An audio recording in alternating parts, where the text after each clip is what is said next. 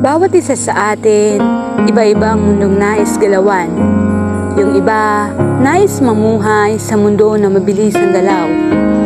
Iyon bang nakakasabay sa takbo ng buhay?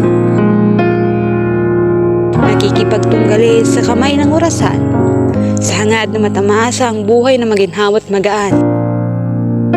Kaya hanggat kaya, kayod kalabaw.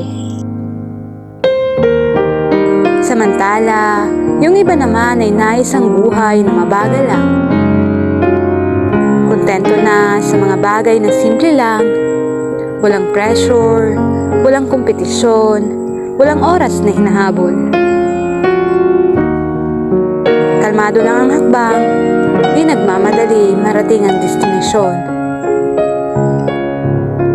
Gayunman, iisa lang naman ang layunin ng bawat isa, ang makausad at makamit ang mga hinahangad. Alin man sa dalawa ang ginagalawan mong mundo, walang mali doon. Sa buhay, mayroon talagang mga bagay na nakukuha ng mabilisan. At may mga bagay naman na nakukuha sa mabagal na paraan. Ang mahalaga, ginawa mo yun ng tama at malinis ang intensyon.